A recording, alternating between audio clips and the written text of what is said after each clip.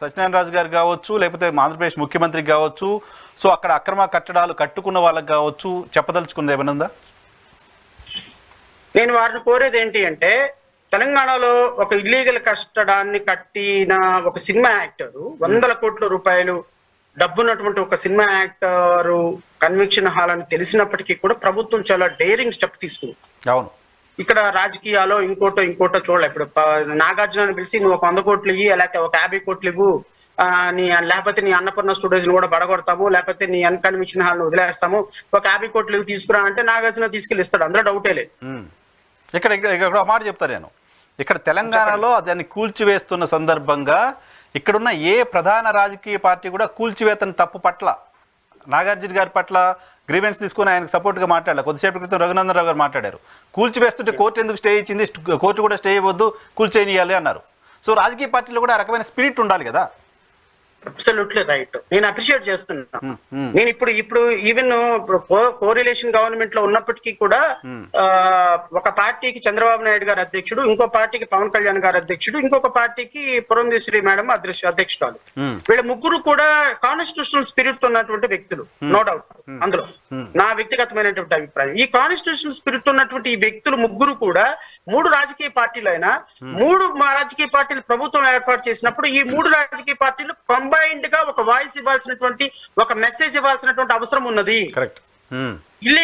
Illegal కట్టడాలని మేము కొనసాగించము, illegal constructions కి మేము కట్టిన కన్స్ట్రక్షన్స్ కి మేము కూలదోస్తాము, కరకట్ట మీద ఏ ఒక్క బిల్డింగ్ ఉంచము, రాజధాని డెవలప్మెంట్ లో భాగంగా ఇక్కడ కరకట్ట మీద నదీ తీర ప్రాంతానికి 100 మీటర్ల లోపు నేషనల్ గ్రీన్ ట్రిబ్యునల్ ఇచ్చినటువంటి జడ్జిమెంట్ కు అనుగుణంగా ఏ విధంగానూ మేము కన్స్ట్రక్షన్ జరగటానికి అవకాశం లేదు.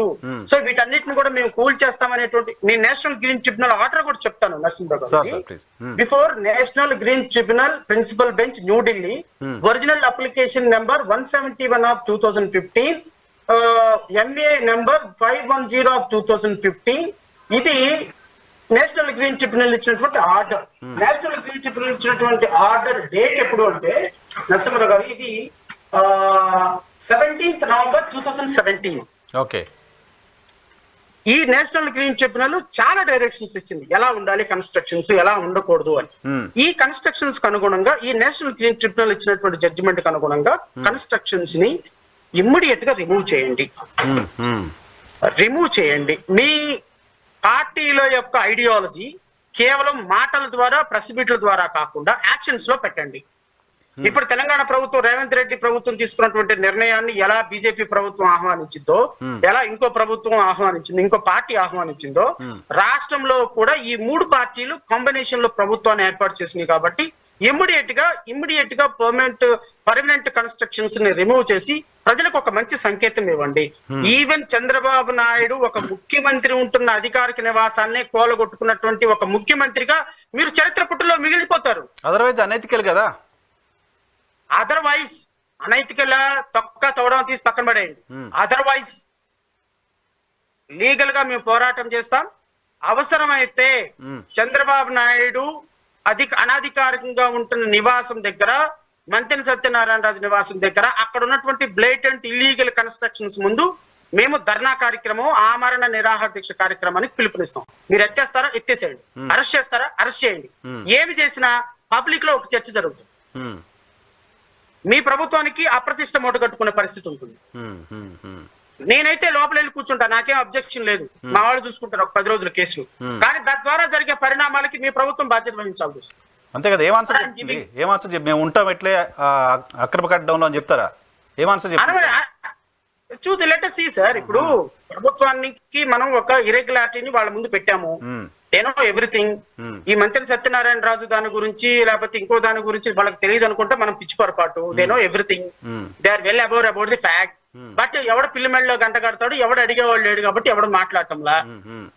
సో మాట్లాడేవాడు వచ్చాడు, ప్రశ్నించేవాళ్ళు వచ్చారు. ప్రశ్నించేవాళ్ళు వచ్చినప్పుడు వాళ్ళు ఏం యాక్షన్ తీసుకుంటారో మనం కొంచెం సమయం ఇచ్చి చూద్దాం అంటున్నాను. జస్ట్ నేను దీని మీద ఒక అపీల్ ఏంటి అంటే, యాజ్ పర్ ది లా మీరు యాక్షన్ తీసుకోండి. మీరు యాక్షన్ తీసుకోకపోతే మీరు ఎలా యాక్షన్ తీసుకోవాలో మీకు మేము చూపిస్తాము. అప్పటి వరకు ప్రజల మధ్య ఒక చర్చ జరిగితే ఒక మంచి సంకేతం సమాజానికి వెళ్తుంది అనేది నా కోరిక. నిజానికి ప్రభుత్వం కూడా చంద్రబాబు నాయుడు గారి సర్కార్ కూడా ఇనిషియేట్ తీసుకోవాలి. అమరావతిని ప్రపంచంలోనే బెస్ట్ రాజధానిగా చేస్తామని చెప్తున్నారు. అమరావతి గురించి చాలా పెద్దగా ప్రమోట్ చేస్తున్నారు. ఈ ఆశ్రమానికి కానీ వరదొచ్చి ఏమైనా జరిగి ఏమైనా ప్రాణాలు పోతే మొత్తం అమరావతి రాజధానికి ఒక చెడు మెసేజ్ వెళ్ళిపోతుంది కదా. సో అక్కడ కట్టడాలు కలిసి కూలిపోతాయంట, సో అదంతా నదీ గర్భంలో ఉందంట రాజధాని, ఇటువంటి మెసేజ్ స్ప్రెడ్ అయిపోతుంది కదా, ప్రమాదం కదా ఇంకా రాజధానికి కూడా. Yes, sir. Yes. That is, this is also one of the concern for us. Sir, ఎందుకంటే రాజధాని కోసం ఫైట్ చేసిన వ్యక్తులుగా మీరు రాజధాని దశల రాజధాని నిర్మాణం, రాజధాని పేరు అన్ని చోట్ల ఉండాలి అని మేము చూసేటువంటి వ్యక్తులు కదా. ఇవన్నీ రాజధాని ఇదంతా పక్కన పెట్టేయండి సార్. రాజధాని నిర్మాణం జరుగుతూ ఉంటుంది. It is an illegal constructions, it should not be continued. That's all. అది one point answer. That is primary. One point answer.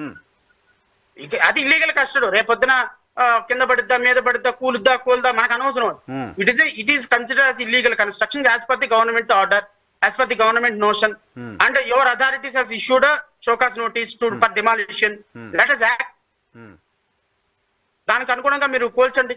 దానికి అనుగుణంగా మీరు, ఎందుకంటే రఘురామ్ ఇతనికి ఏ విధమైన స్టే ఆర్డర్ లేదు. He also filed writ petition before high court, but there is no relief. అతనికి ఏ విధమైన స్టే ఆర్డర్ కూడా లేదు. నో, నేను చెప్తున్నాను, ఆయన ఈ file writ petition before honourable high court 2019 లో. ఓకే. సో స్టే ఆర్డర్ కూడా లేనప్పుడు ఎందుకు మరి ఇంకా ఆగుతోంది ప్రభుత్వం? ఎందుకు చర్యలు తీసుకోలేదు? నిజానికి ఇక్కడ నాగార్జున గారి కన్స్ట్రక్షన్ పైన స్టే ఆర్డర్ ఉందంట, కోర్టులో ఇంకా తీర్పు ఉందంట, బట్ కొట్టేశారు. సో డెసిషన్ తీసుకున్నారు ధైర్యంగా. వీళ్ళు ఎలా ఉంటదంటే, వాళ్ళు ఒక షోకాస్ నోటీస్ ఇచ్చారు నరసింహరావు. వీళ్ళు దానికి రిప్లై ఇవ్వాల. రిప్లై ఇచ్చారు. రిప్లై ఇచ్చి హైకోర్టుకు వచ్చారు ఇంతకు ముందు 2019. ఇంతకు ముందు 2019 లో ఇచ్చినప్పుడు వాళ్ళు ఏమన్నారు, వీళ్ళు రిప్లై ఇచ్చారు, వాళ్ళు షోకాస్ నోటీస్ ఇచ్చారు, వీళ్ళు రిప్లై ఇచ్చారు. రిప్లై ఇచ్చిన దాని మీద ఇమీడియట్ గా డెసిషన్ తీసుకొని అది కోల్చాలా వద్దా డెసిషన్ తీసుకోండి, అప్పటి వరకు కోయర్సివ్ స్టెప్స్ తీసుకోవద్దని ఎప్పుడో 2019-18 లో జడ్జిమెంట్. దాన్ని అడ్డం పెట్టుకొని అధికారులు నిర్ణయం తీసుకోవటంలా. వీళ్ళకి ప్రాపర్ స్టే ఆర్డర్ లేదు. సో సబ్సిక్వెంట్ గా డెసిషన్ తీసుకొని ఆర్డర్ పాస్ చేసిన తర్వాత హైకోర్టుకు వచ్చారు. హైకోర్టు స్టే ఆర్డర్ గ్రాంట్ చేయండి. సో ప్రభుత్వానికి విల్ ఉండాలి అంతే. ప్రభుత్వానికి ఒక పాలసీగా డెసిషన్ తీసుకోవాలి.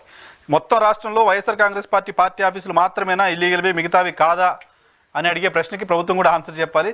వీటిని ఖచ్చితంగా వాటికి సంబంధించి వాటిపైన యాక్షన్ తీసుకోవాలని కోరుకుందాం. మీరు అన్నట్టుగా చంద్రబాబు నాయుడు గారు ఆయనే అక్రమ నిర్మాణంలో ఉంటున్నారు కాబట్టి ఆయన అక్కడ నుంచి బయటకు వచ్చి ఒక గుడ్ ఇనిషియేషన్ తీసుకోవాల్సిన